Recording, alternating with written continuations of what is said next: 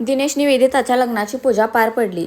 दक्षला अगदी नमस्कार करायला म्हणून कार्तिक खाली घेऊन आला होता. दीक्षा मात्र नेहमीसारखी धावपळ करत होती. दक्षचा फोन वाजायला लागला. त्याने पाहिलं त्याच्या माणसाचा फोन होता. त्याने लगेच कॉल रिसीव्ह केला.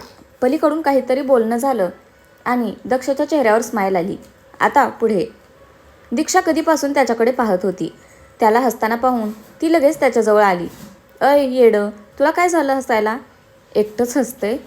दीक्षा त्याला हळूच हलवत कुजबुजली. तू का माझ्यावर लक्ष ठेवून आहेस बायको? तुला दुसरं काही काम नाही आहे का? कधीतरी सरळ उत्तर देत जा, दीक्षा तोंड वाकड करत म्हणाली. त्यासाठी सरळ प्रश्न विचारावा, समजलं ना? ओह, आत्ता कळलं. तुला असं वाटतंय का की सावनीचा मेसेज वगैरे आलाय म्हणून मी खुश झालोय? दक्ष तिला चिडवायच्या उद्देशाने म्हणाला. सावनी असो नाही तर पावनी, मला काय करायचंय? तू बस कुची करत, दीक्षा नाक मोडत म्हणाली. ओके, थँक्यू, दक्ष हसत म्हणाला. काय निर्लज्ज माणूस आहे हा. बघा हसतोय कसा खुदू, दीक्षा पुटपुटत होती. जरा मोठ्याने बोल, ऐकू येत नाहीये, दक्ष तिच्याजवळ कान नेत म्हणाला. तुला ना तुटका फुटका कारखानीस, जा तिकडे, दीक्षाने रागाने मान वळवली. कार्तिक लांबून त्यांच्याकडे पाहत होता. त्यांच्या एक्सप्रेशनवरून तो समजून गेला की हे दोघे भांडतायत. त्याने मनातल्या मनात डोक्यावर हात मारून घेतला. दक्ष, तू जरा माझ्यासोबत आत चल, मला महत्त्वाचं बोलायचंय. कार्तिक त्याला आत घेऊन गेला. दीक्षाने दोघांकडे एक कटाक्ष टाकला आणि ती तिच्या कामाला लागली. काय झालं कार्तिक? दक्षने विचारलं. काय चाललंय तुमचं? समोर काय चाललंय आणि तुमचं काहीतरी भलतंच? किती भांडाल? काही लिमिट आहे की नाही? कार्तिक वैतागला. तुझ्या बहिणाबाईला जाऊन सांग ना हेच, तीच वाकड्यात चिरते माझ्या. दक्ष हसला. दक्ष, मला वेड्यात काढू नकोस. तुम्ही दोघे कसे आहात हे मी पुरेपूर ओळखून आहे, समजलं ना? बरं, ते सगळं सोड. काय झालंय तुला? तो फोन आल्यावर तू रिलॅक्स वाटतोयस. Any updates? कार्तिकने विचारलं. Yes, a positive update. आपल्या माणसाला मी मनस्वीची कुंडली काढायला सांगितलं होतं. त्याचा फोन आला होता. काल त्याने मनस्वीला डेमोस्टिक एअरपोर्टवर पाहिलंय. मुंबई व्यतिरिक्त ती एकाच जागी जाऊ शकते कार्तिक. गोवा. तिकडेच दीक्षाने तिला पाहिलं होतं, दक्ष म्हणाला. That's great. मग रामला सांगतो तिला उचलायला गोव्यातून, कार्तिक म्हणाला. No, wait. लगेच हालचाल केली तर तिला संशय येईल. तिची माणसं आपल्यावर पाळत ठेवून आहेत कार्तिक. आपल्याला ती बेसावध असताना तिला गाठावं लागेल. उद्याच गोव्याला निघायला हवं, तेही तिच्या माणसांच्या न कळत, दक्ष म्हणाला. अरे पण कसं? तुझी हालत पाहिली आहेस, धड चालताही येत नाहीये तुला. मी जातो रामला घेऊन, कार्तिक म्हणाला. No Kartik, I am okay now. तिला तर मी पर्सनली पकडणार आहे, दक्ष दात ओठ खात म्हणाला. दक्ष, कार्तिक त्याच्याकडे पाहत होता. तो पुढे काही बोलणार तोच त्याचा फोन वाजला. स्क्रीनवर दिनेशचं नाव झळकलं. हा बोल, कार्तिकने फोन कानाला लावला. जरा खाली ये, बोलायचंय, दिनेश म्हणाला. ओके, आलोच, कार्तिकने कॉल कट केला. दक्ष, मी जरा खाली जाऊन येतो, दिनेश बोलावतोय, तू आराम कर. आपण जरा निवांत या विषयावर बोलूया, ओके? दक्ष म्हणाला तसा कार्तिक खाली निघून गेला. दिनेश काहीतरी विचारात हरवला होता. दक्ष दीक्षाची तू मेमे त्यानेही पाहिली होती. भांडतानाही दोघे क्यूट वाटत होते. दक्षच्या मनात काय आहे हे तर त्याला कळून चुकलं होतं.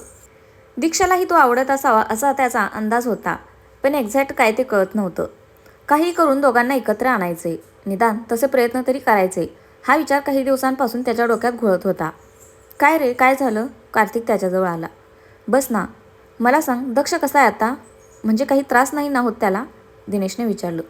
नाही म्हणजे तसा मेजर त्रास काही नाही आहे, पण दीक्षा सांगत होती रात्री डोकं दुखलं त्याचं. डॉक्टर म्हणालेत हे काही दिवस होत राहणार, होपफुली लवकर बरा होईल तो, कार्तिक म्हणाला. कार्तिक, तुला असं नाही वाटत का की आपण दक्ष आणि दीक्षासाठी काहीतरी केलं पाहिजे? दीक्षाचं माहीत नाही, पण दक्ष तिच्या प्रेमात पडलाय. त्याच्या डोळ्यात दिसतात तिच्याविषयी फिलिंग्स. मला माहिती आहे दीक्षासाठी हे सगळं सोपं नाही आहे. तिला फोर्स करूनही शकत नाही, कारण दक्ष जे वागला ते चुकीचंच होतं. पण निदान त्याच्या मनातल्या भावना तरी तिच्यापर्यंत पोहोचायला हव्यात, असं मला वाटतंय. तुझं काय मत आहे? दिनेशने विचारलं. बरोबर आहे तुझं. आपण आपल्याकडून फक्त प्रयत्न करू शकतो, बाकी निर्णय सर्वस्वी दीक्षाचा असेल. काही आहे का तुझ्या डोक्यात? कार्तिकने विचारलं. तशा आहेत 1-2 आयडियाज, बघ कशा वाटतात तुला, असं म्हणत दिनेशने कार्तिकला त्याचे प्लॅन सांगायला सुरुवात केली. त्यांचं बोलणं झालं तशी कार्तिकच्या चेहऱ्यावर स्माईल आली. संध्याकाळ झाली तरी घरी पाहुण्यांची ये-जा सुरूच होती. दिनेश निवेदिता खुश होते आणि त्यांना पाहून घरातले सगळेही. दुपारी जेवण झाल्यावर दक्ष जो रूममध्ये गेला होता तो परत खाली आलाच नव्हता. दीक्षा मात्र पाहुण्यांची खातिरदारी करण्यात गुंतलेली होती. दीक्षा, बाद झाला आता, सकाळपासून पळतेस इकडे तिकडे, जा जरा जाऊन आराम कर, आम्ही पाहतो इकडचं, अनुराधा म्हणाल्या. आई चालतं हो, दीक्षा म्हणाली. नाही, चेहरा बघितलास का तुझा, किती थकलीयस. सोड हे सगळं आणि जा जरा वेळ आराम कर, संध्याकाळी बोलावते मी तुला.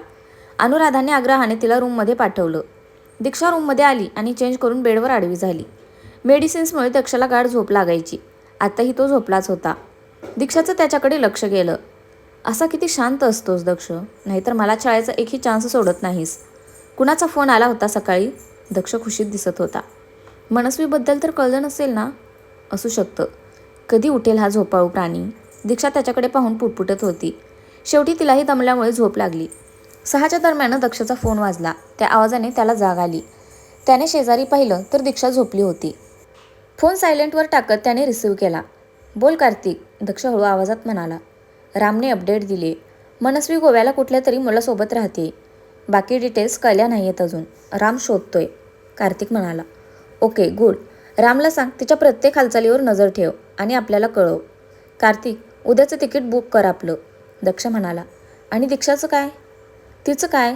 अरे म्हणजे तुला वाटतंय ती आल्याशिवाय राहील, कार्तिकने विचारलं. तिच्या बाबतीत रिस्क घ्यायची नाही आहे मला कार्तिक. तसंही मी अजून तिच्याशी या विषयावर बोललो नाही आहे, दक्ष म्हणाला. दक्ष, तिला कळायला हवं. तू जर नाही सांगितलंस तर चिडेल ती. आय नो, बघतो काय करायचं, दक्ष म्हणाला आणि त्याने कॉल कट केला. त्याचं लक्ष शांतपणे झोपलेल्या दीक्षावर गेलं.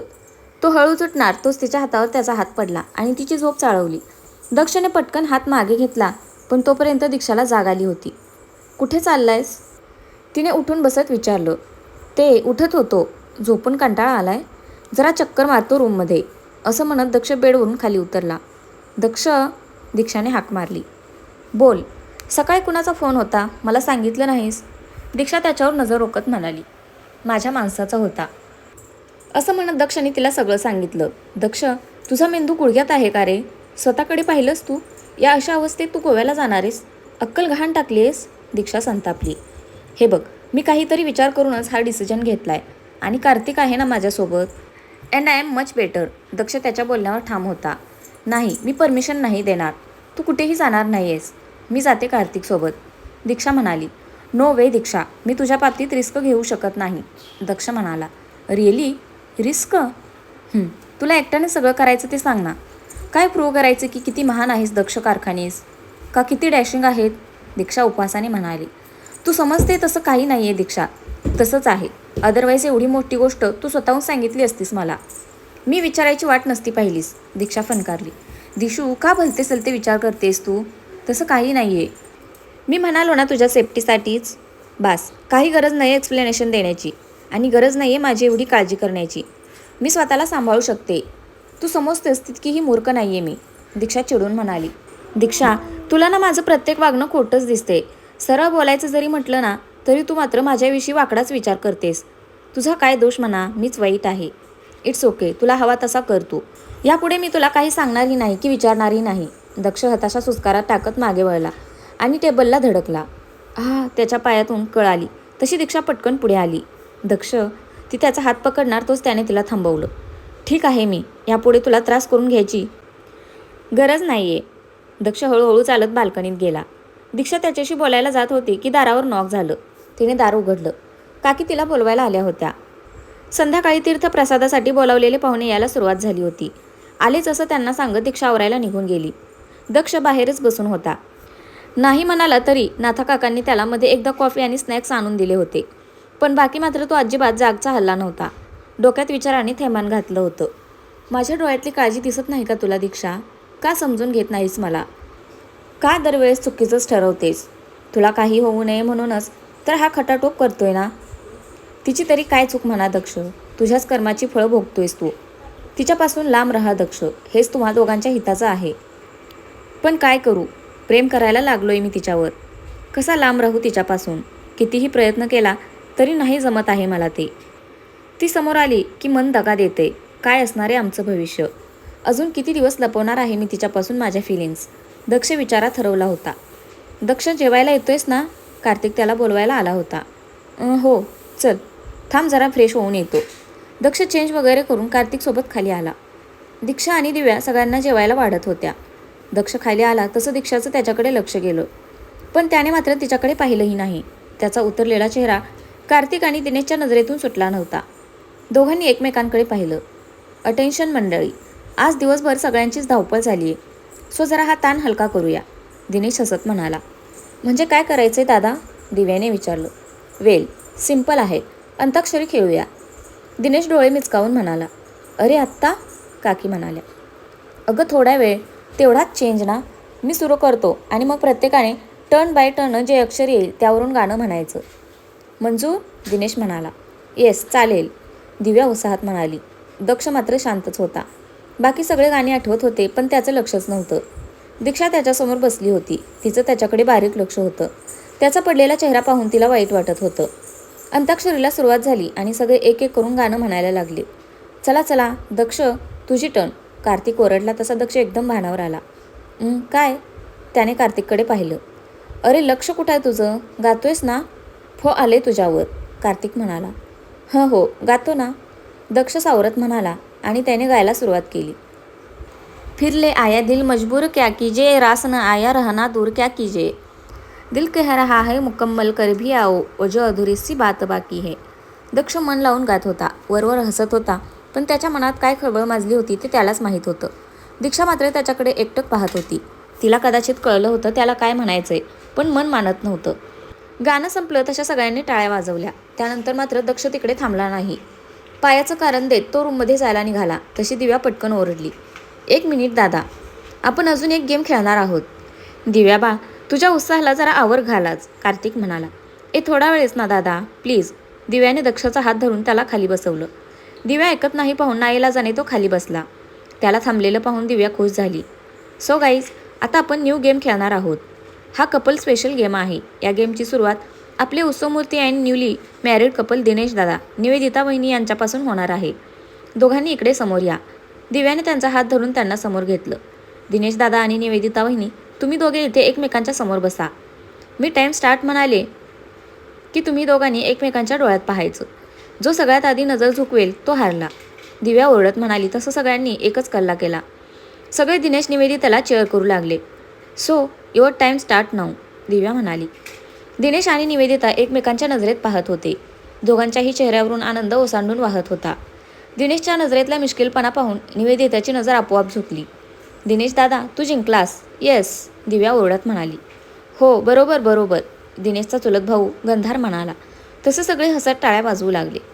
निवेदिता लाजत तिथून बाजूला झाली. गंधार दादा, ग्रीष्मा वहिनी, आता तुमची टर्न, दिव्या म्हणाली. तसे दोघे समोर येऊन बसले आणि खेळायला सुरुवात झाली. एका मागोमाग एक असे 3-4 कपल्स येऊन गेले. गेम अगदी रंगात आला होता. दक्ष तिथून उठून जायच्या तयारीत होताच की दिव्याने त्याचं आणि दीक्षाचं नाव अनाऊन्स केलं. आता आपले most romantic and meant for each other असे सगळ्यांचे लाडके कपल इथे गेम खेळायला येत आहेत. दक्ष दादा आणि दीक्षा वहिनी, प्लीज दोघांनी समोर या, दिव्या उत्साहात टाळ्या वाजवत म्हणाली. तर फ्रेंड्स, आजचा भाग कसा वाटला नक्की कमेंट करून सांगा. धन्यवाद.